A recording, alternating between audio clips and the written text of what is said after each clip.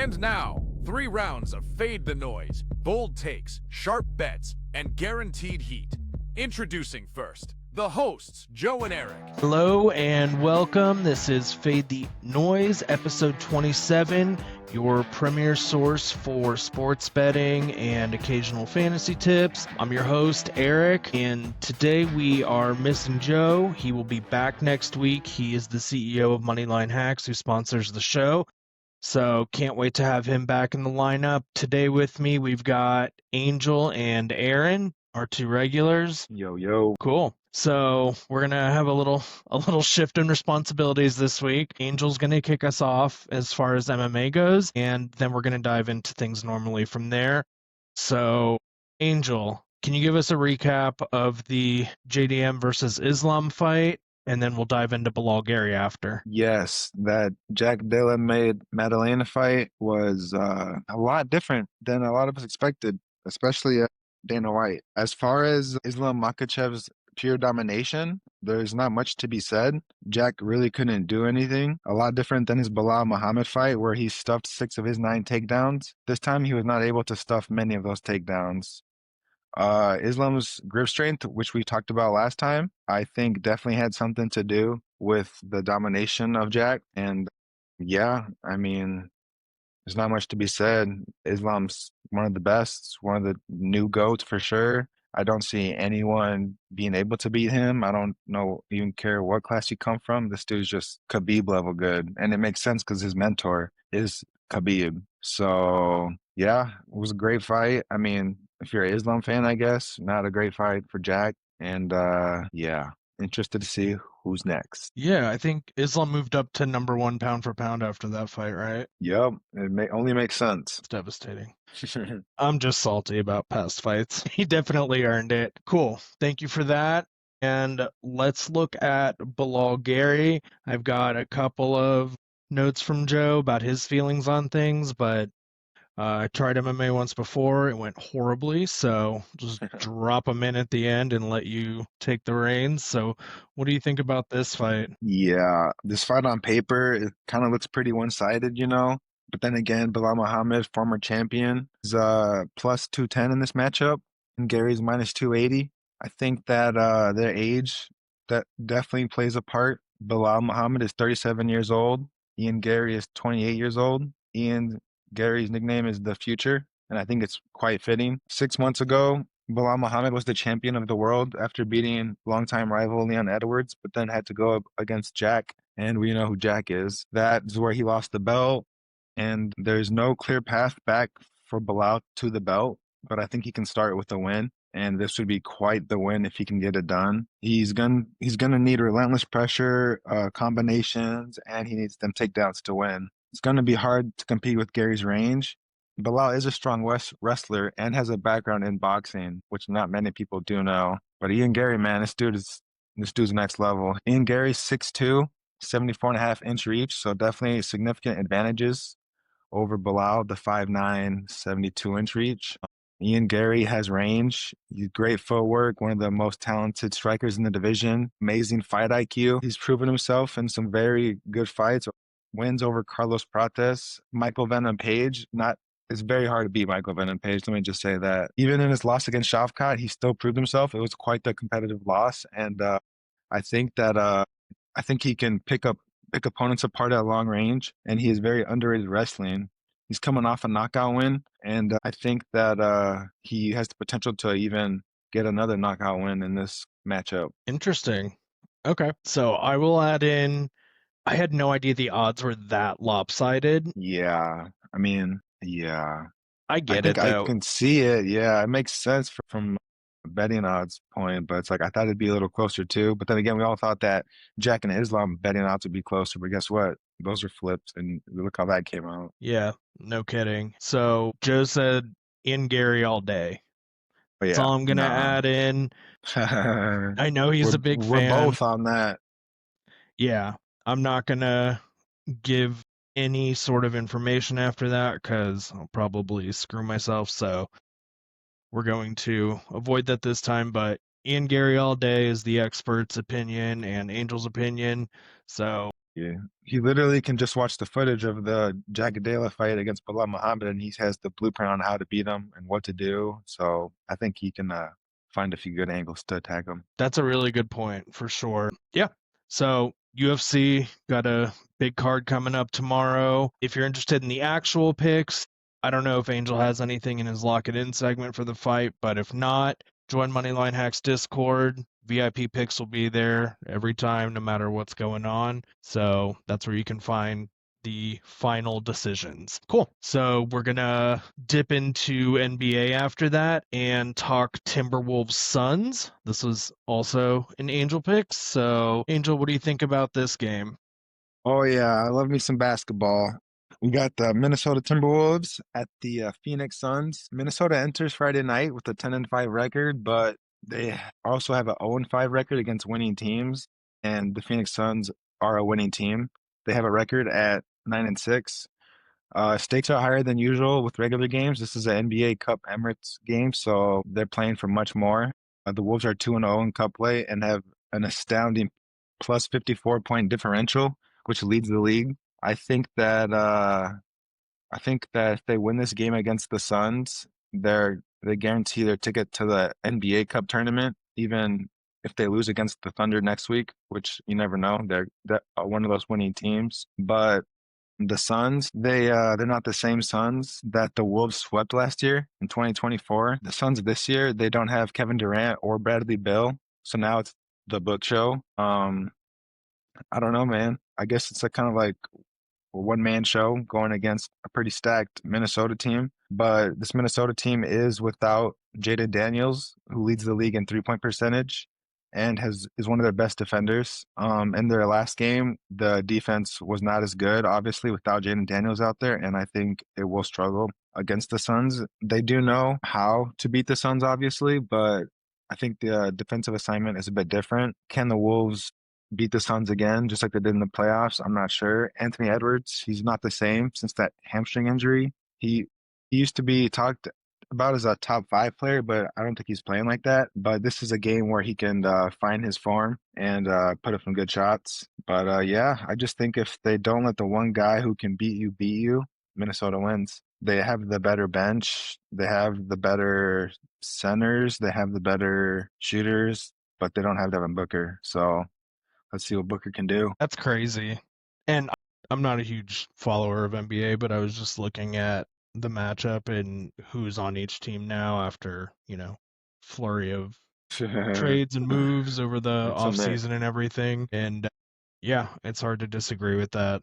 The Thunder do look pretty stacked, but like you said, it's the Booker show. Oh, yeah. It's going to be, I think he's going to need probably like 40, 50, maybe 10 assists, and he's going to need some help because he's not had much help. But I mean, like I said, they're 9-6 this season, so obviously they're doing something right.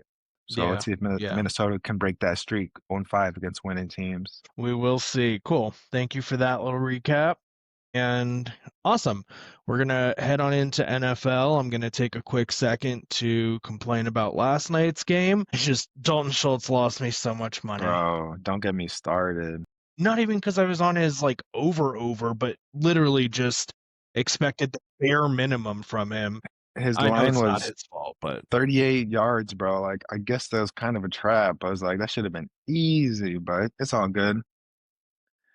It is what it is. Texans showed up, flipped the script. Bills are such a weird team this year. Like, I thought they might go to the Super Bowl this year, honestly, when I saw the Chiefs starting to flail. And now the Bills, are struggling so much. Denver won't stop winning somehow, and it's ugly every time. I don't know. We're going to see what happens. We're in crunch time now during the NFL season, and these next few weeks are going to be really important. Speaking of, let's start things off with Colts at Chiefs. So Chiefs are minus 186. This is a crazy matchup, I think. And I think personally, I have a hard time analyzing who to look at and for what. So Angel, will start off with you and then we'll go to Aaron afterwards. Oh yeah. Seems like you said, heavy favorites. I don't think I like that, especially against the Colts, 8-2. They're coming off a bye week, and it's hard to bet against them. The Chiefs tend to be lethal, when they come off a loss, especially with their grasp on a playoff berth slipping away, I think they're gonna have to win this game. So I guess you could say it's a must-win game.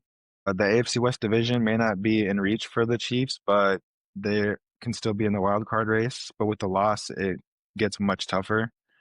Um, will the Colts come to the Chiefs Stadium and deliver a knockout blow? It might just be so. They do have the NFL's leading rusher, Jonathan Taylor, who is coming off a bye week, I just said, so that's nothing but rest for him. And I think they're going to hand him the ball. Daniel Jones did pop up on the injury report with the calf injury, but some are saying it could be his fibula, but who knows? I think he still plays, and I think he hands the ball to Jonathan Taylor 20 plus times. The Chiefs defense, they can take some pointers from the Steelers defense in week 9 when they dominated the Colts, but then again, the Steelers defense is much different than the Chiefs defense. But if you can stop Jonathan Taylor and cause some turnovers for the Colts, I think they have a good chance. Running back Isaiah Pacheco was limited at practice on Thursday after a full practice on Wednesday. He's still sporting a bulky knee brace, so we'll see if he's back. Otherwise, they're still rolling with Kareem Hunt. Chiefs, man, they have one of the best offenses, definitely one of the top 3 best quarterbacks. Rashee Rice, he's back. I think that if you can just throw the ball to them, and if the Colts defense, lets up a little, or if they bring the heat to Mahomes, I don't know. I think whoever's quarterback gets sacked more, I think loses. But I don't know, just something I think. Colts, I mean, I don't know. They're 8-2 for a reason. They're good. They have a great tight end, Tyler Warren, who's a rookie. Look for him to get some catches. Yeah, I think Colts win this game. I don't think the Chiefs do. And that's what I got. Yeah, it's a tough game to analyze, and I was just looking up just overall rankings, and they're both top 10 rush defenses. So, yeah, you might be right. Whoever gets to the quarterback more, it's going to come down to personnel matchups, and in my opinion, coaching. Spags always has an answer.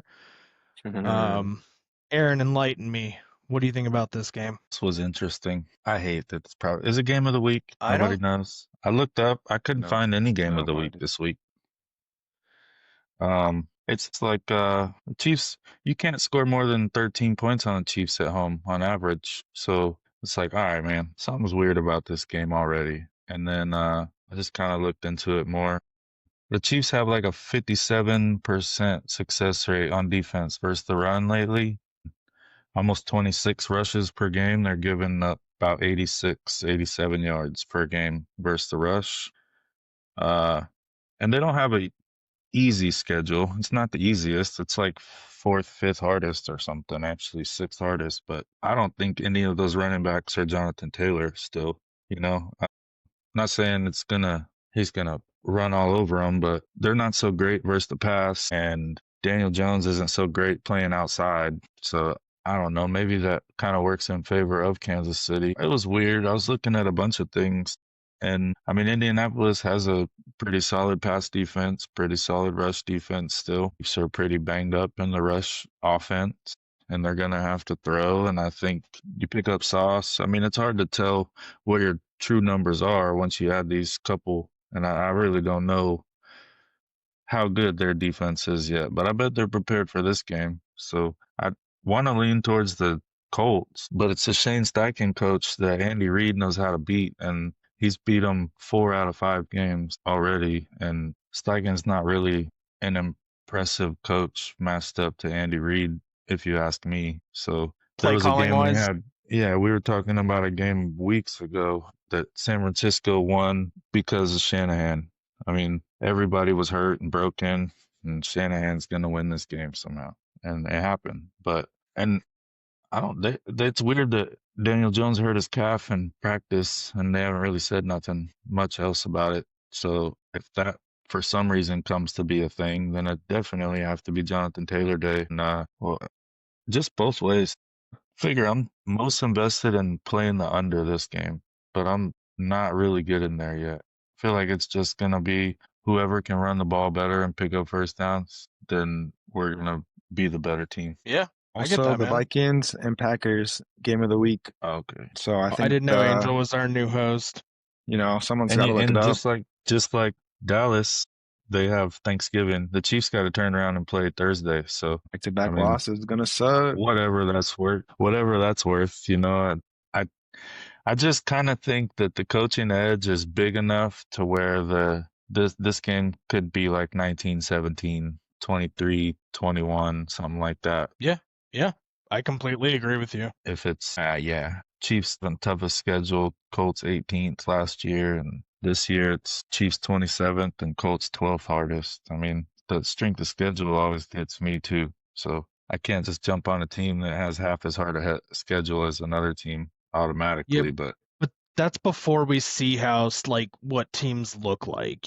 Strength of schedule it's got to be taken with a grain of salt. well, my thing that would keep me on the under and the Colts prevailing is they have pretty elite play calling too. They're calling some pretty good plays. They're executing well. I mean, it's gonna be low to me. I can't pick a side though. Okay, Ooh, flip a that's coin. totally fine, man. Yeah, Mm-mm.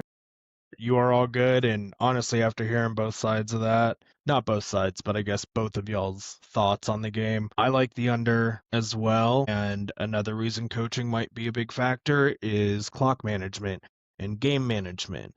I don't think anyone's going to argue that Andy Reid is at any disadvantage in play calling terms, but he's also an expert at game management. If the game is that close and Mahomes gets the ball in the last 2 minutes, like we all know what's going to happen. So it's going to be a tight one, and I do like the under. I gotta see if this is even right. That ain't right. What are you looking at? They play the Chiefs, Texans, Jaguars. Oh, because they play the Texans and the Jaguars twice. That's why their schedule's pretty easy on the way out. The Colts, Texans, Jaguars, Seahawks, 40. I mean, it's the NFL. There is not So an they easy could game. they could do to lose this game and probably win out the rest of the season. There's so many things I was like, I can't pick a side. I'm not gonna pick a side. Damn sure not That's all picking the right. Chiefs after last week.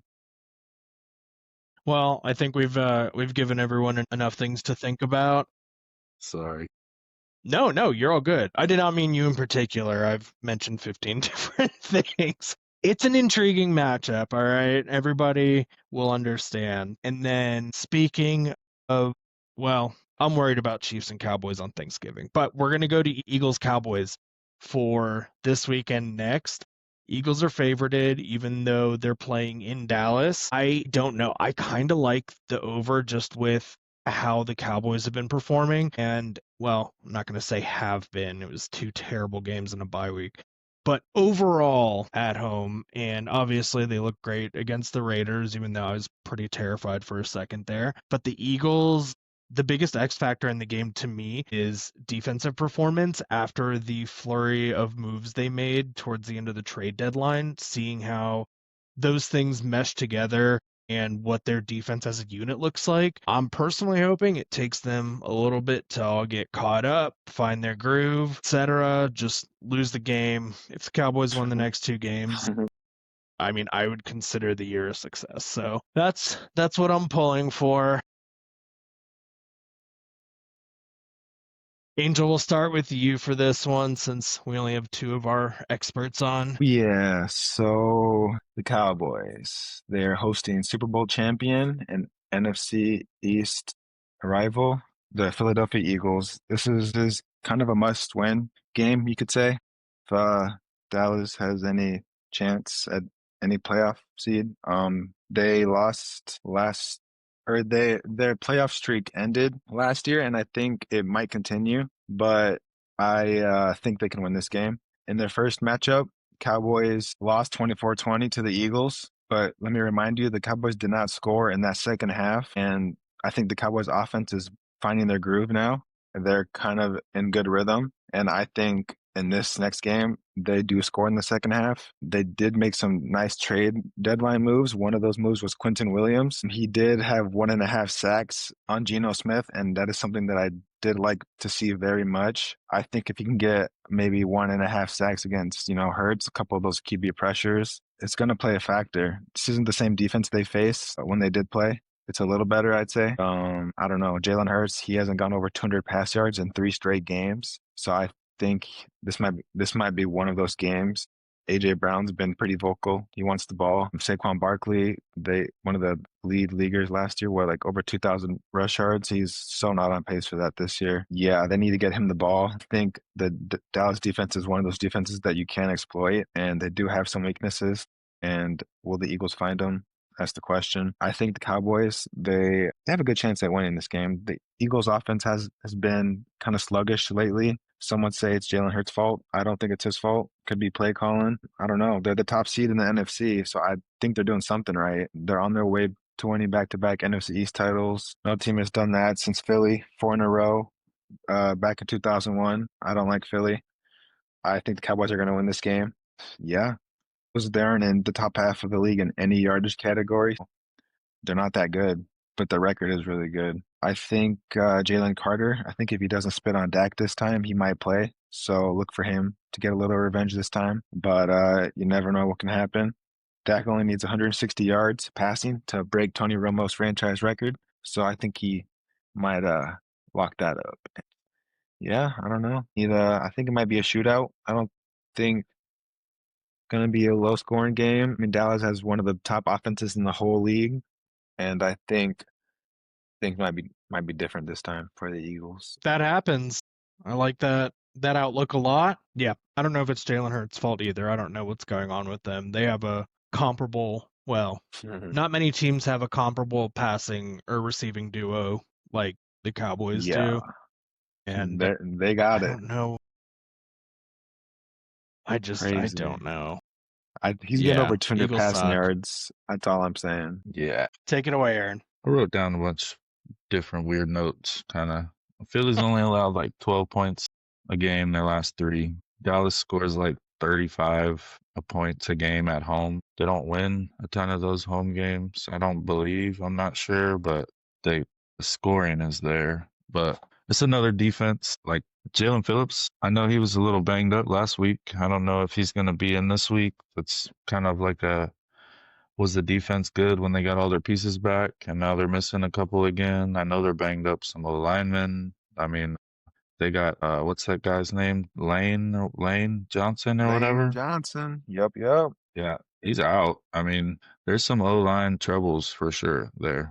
And there's some talk that Dallas's defense made the right move, kind of. And I think your team is motivated to play defense when you're being talked about like that. And I think a game like this that you're going to be motivated for anyways, you might be taking advantage of the new guys filling in for the O-linemen. I mean, they know the plays, but they don't run them full speed. They're not out there every game. So I'd try to have a heyday if I was playing D end or DT on the other team. Quentin Williams time. And then Philly's 3-2 against the spread versus Dallas their last 5. Philly scores like 22 points a game lately. They can't score. I don't know what it is. You got a Heisman receiver and AJ Brown, Saquon Barkley, and Jalen Hurts can't score. It's kind of weird. They actually kind of have semi-tough together schedules, almost even. Eagles a bit tougher. And then seeing Dak, I want to see Dak get blitzed more than 27% of the time and be pressured a little more than 35% of the time. He's got like 21 hits on him in the last 4 games. Maybe the Eagles are bringing more than that. But I don't know if Jalen Phillips is out. It's weird. Injury affected game. And then obviously the 3rd and 4th down conversions for the Eagles, or 4th down conversions, should I say. They're 2nd in the league. But I don't know. It's hard to look at Dallas scoring 35 points a game at home. And I mean, if everybody's on the Eagles still, they got to score 30 something to win too. I mean, it's just hard to look at it over. There was 2 games out of 3 we had. It's like, I can't pick a side. I'll be on the over probably here. It's hard not to play it. Yeah. It's a 47.5 right now, and I mean, I'd eat the juice personally. Eagles are 12-23 since the start of 2016 when Lane Johnson misses a game. Let's hope they go 12-24. It's a silly fact. Yeah, but you can find those stats so much. Like Vic Fangio has an excellent record against Dak specifically. Take it back. History? I'm just kidding. The Eagles are 7-2 as money line favorites. That's all the other thing they had. But I don't know. I'm not making a case for the Cowboys, man. My family will track me down. All right. Everybody heard it here. So all three of us agree the Cowboys are going to win the game and Let's get definitely it. should. Oh, That's precisely what Aaron just said. But if you're looking to make some money betting, you might want to look at a couple different angles. Check at the over. We'll see if we have anything come lock it in segment. And then once again, hit up VIP. You know Joe's a diehard Cowboys fan. He will have some plays for all of the faithful or potentially haters. He's a pretty unbiased guy when it comes to betting. Yeah, cool. That's a game I'm looking forward to a lot. And we're going to finish the NFL slate up with the Bucs and Rams. So, interesting game, kind of a weird game. Not It's seemingly one-sided. I don't know what's been going on with the Buccaneers. Rams are going to be at home. They're minus 340, and for good reason. They are making at least to me, preseason, it was an unexpected case that they would be doing this well at this point in the season. Just, I don't know, various injuries. You got Matthew Stafford, and all off season it was I was back, his back. Like, come on, man, you're like a couple of years older than me, making me look like an old man, and I do that well enough myself. So I was worried, but you know what? They have showed the hell up, and Sean McVay rivals Mike Shanahan, or Kyle Shanahan, sorry. Well, potentially both. One was a little before my time, but Kyle Shanahan at offensive play calling and overall coaching proficiency. So yeah. Well, anyway, that's not really the point of the matchup. Aaron, let's start with you this time. What do you think is going to happen in the Bucs at Rams game? Love this game. I just like watching the Rams play lately. It's a pretty big game. I think it's bigger for the Buccaneers. The Rams are on a 5-game win streak, averaging like 33 points a game, allowing like 18 points a game in that span. And I mean, Stafford's on his wonder year, so it's hard to knock somebody off that kind of high horse, take it from him. Looks like a lot of injuries. I don't know why Javonte was limited, but seems like he should play this game. I remember. Okay, he should play this game, I believe. I think Tampa is like hurt in the back. They're hurt in their DBs, so their backfield. But I can't fade McVay, Coach McVay. That's I think the magic here in the whole thing. He's tied for third in 2025 head coach rankings behind Reed and Harbaugh. 70% win percentage. 6 of 8 of his seasons with the Rams have been in the playoffs. This seems like one of their better years. They're like a freight train. They have like twice the strength of schedule that the Buccaneers have. But Baker's still, 5-1, I think, against the spread as the Dogs. Yeah. 5-1 as underdogs, less than 6.5 points with Mayfield. So, I mean, he still gets it done. He still went to Seattle, got it done. I think he likes the West Coast, man. It's going to be a good game. That's why I'm excited. I think late game Baker is going to play effect here, and it'll be another game where we get a bunch of points, hopefully, but it's hard to get out of the Rams' way. I think he's going to need more than that to beat McVay. Yeah, the total's high. I didn't even notice that before. It's at 49.5 right now. Yeah, that's insane. Yeah, I think it's because they're inside and they're back home, and it's killing it at home. I mean, I think, and then you factor in Baker and his 250-ish, 2, maybe 3 passing touchdowns. Egbuka is actually like much better versus elite defenses than not elite defenses. So I think there's going to be some plotting and planning. I mean, Bucs are going to have to throw the washing machine out there and see what it does, I hear you, man. We'll see. Does anyone know if Chris Godwin is for sure returning? He is back and healthy. Only bright spot healthy is a for the relative Bucs. term, but I mean, that's what it says on his info. Rams defensive end, Rams defensive tackle, full practice. dang. Yeah. Okay. Rams are outscoring middling schedule, like opponents with half as hard, like middle of the strength of schedule pack. Rams are outscoring them 92-point differential this season combined. Well, spread's minus 6.5. I don't know. I'd be tempted, but you're right. You never know when Baker's going to pull some magic, but I still like minus 6.5. It's always second half, bro. It'll be like halfway through the third quarter. somebody will tackle Baker hard or something, and he'll get up pissed, and it's over. That's so funny. Okay, cool. Thank you, Aaron. Angel, what do you got? 8-2 Rams, hosting 6-4 Bucs. Both teams are division leaders. Surprisingly, even with the Bucs losing their past 2 games, don't think the Bucs are going to win this game. The Rams are quite good. Their defense is amazing. In their last game, they just had 4 interceptions off Sam Darnold, who was in talks for being one of the better quarterbacks, and he still is, just not against the Rams defense, obviously. Seahawks outgained the Rams by 165 yards.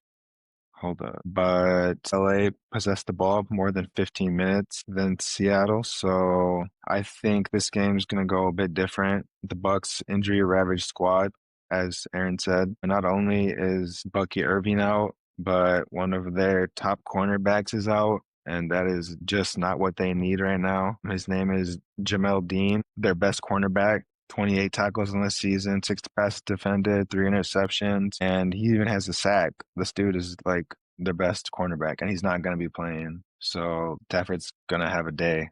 At Puka Nacua, I think he started the season hot.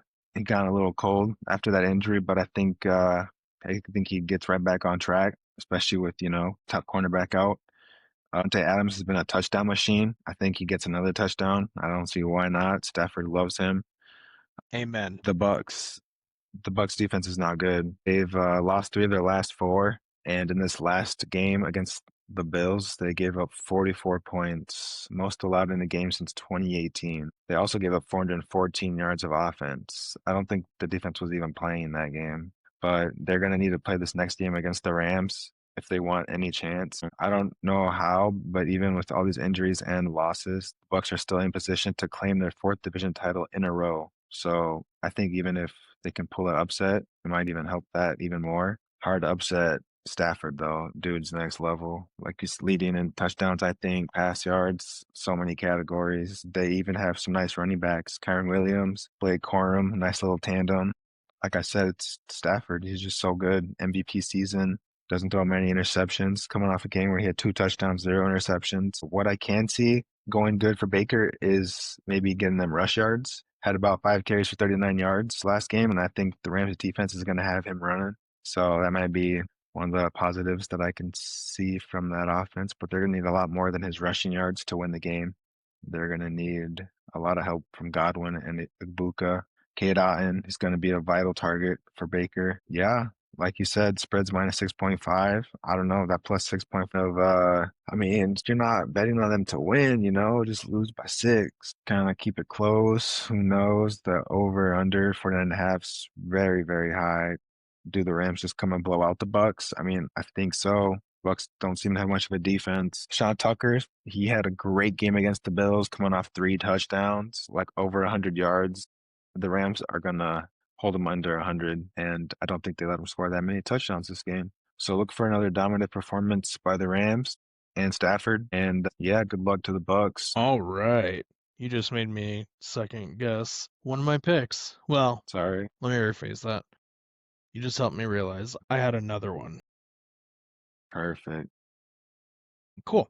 Thank you very much. With that, we're going to head into the Lock It In segment. So let's kick things off with Aaron, and then we'll go Angel and wrap things up with me. So, Aaron, what are your favorite picks? I got all player props.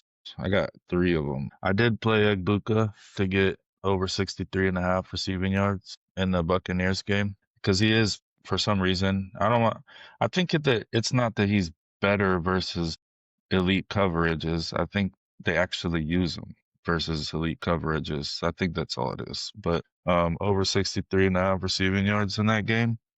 Also, that kicker, he's kicking 2 field goals on the Rams defense because they're not going to be able to score. And I like that as my little 2-man for that game, bet separately. And then Dallas Goedert in the Dallas game, I have him to get 40 receiving yards at plus 129. And I think he's going to have to be used and abused in that game with a hurt O-line. Everybody needs a tight end safety blanket, and especially one as good as Goddard has been. But yeah, those are my 3. Thought about Kelsey for the same reason, but I don't like I'm not promoting that. Kelsey's a situational guy. I went hard on him last week against the Broncos because he always shows up against them, but he'll disappear for 2 games at a time. You just never know. 80% of home games, he hit his receiving yards. That's 51.5, though. It's fair. Cool. Thank you very much. Angel will be right back with us, so I'll go ahead and do mine. I have a little bit more than normal, and I just realized in one of my team parlays I put 2 of the same team, so I'm gonna blow past that. And This just in, Isaiah Pacheco out for this game against the Colts. welcome back. I was fumbling because I just realized that one of my picks that I wrote down is a 3-leg parlay, and 2 of the teams were the same. So I'm really glad you came back, and go ahead and I take had it to away. receive the breaking news off screen. Sorry. So yeah, I think the Colts. I'm taking the plus 3.5. Some platforms are offering plus money at that. I mean, I think they're gonna win. Let alone let them lose by 3 and still win. Give me that. The Chiefs. I don't know. Colts are a better team. I mean, record-wise, rosters can be argued. I think Daniel Jones, he might not be playing the best, but he is the best running back in the game. Just give him the ball. Even throw him the ball. So many choices. Give me the plus 3.5 for the Colts. NBA, I got the Wolves winning against the Suns. Give me the minus 4.5, so they're winning by 5. I don't think Devin Booker is going to be enough to beat the Wolves, even without Jaden McDaniels. They still Is are he quite out? good. He's out. That's not for sure, but he does have a wrist sprain, and he's very questionable. Let's just say that. But I think they'd be smart to rest him until he's fully healthy. You don't want him playing with even 60% rest. You know what I mean? So if they're smart, I think they rest him because he's one of the very best 3-point shooters in the league, if not the best percentage wise. But yeah, give me the minus 5 or the 4.5, so they win by 5, and then NFL. Got a prop bet for you. I am going to be taking Javonte Williams rush yards. I'm seeing 65, 70 yards. I don't know what the line is, but I'm taking the over. Cowboys' offensive line is one of the best in the league. And I think if they want to beat the Eagles, they're going to need a pass game and a rush game. And Javonte is going to play a vital part in that. So that's what I got. Go Cowboys. Awesome. Thank you very much. I was just looking it up, and DraftKings has him at 66.5 yards right Let's now. go. 6-7. We getting it. I just had that explained to me, and I just... Yeah, you set me up. Sorry. Cool. So for my portion, just instead of, insisting on any kind of round robin play, I'm glad I skipped last week because I did not do super well, but last week was just a mess. And for our recurring watchers, I was moving and life's been chaos. So this week, though, there's a few matchups that I really like. So in the Seahawks game, this is all for touchdown scores, by the way, people to look at, or, personally, I'm going to do a round robin. In the Seahawks game, Jackson Smith-Njigba. Look for him to score. Sun God, I'm on Raw in the Lions game. I feel like Judkins is always a safe bet, but he's, kind of a toss-up in this matchup. So we'll see. And then I'm going to put my faith back in Bijan for the Falcons this week. They've kind of turned things around after, personally costing me dignity for a little while. And finally, Devontae Adams, because like Angel mentioned, touchdown machine. So glad I grabbed him in fantasy. I think even if he's not having like the most insane season yardage wise, that he's going to be getting the end zone looks. And then after that, I've got 2 teasers. That's what I was looking at after you guys finished your explanations, because it just, some of the lines stuck out to me. And so first off, Cowboys and Eagles. If you do Cowboys plus 10.5 and over 43.5, it's a minus 115. Ooh. I'm not going to say I don't see how that fails, because I have seen it, because it's the Cowboys. Just saying, teasers are an excellent opportunity. If you don't know what teasers are, do some research. I think there's actually a page on the Moneyline Hacks website that kind of goes over different scenarios and betting techniques.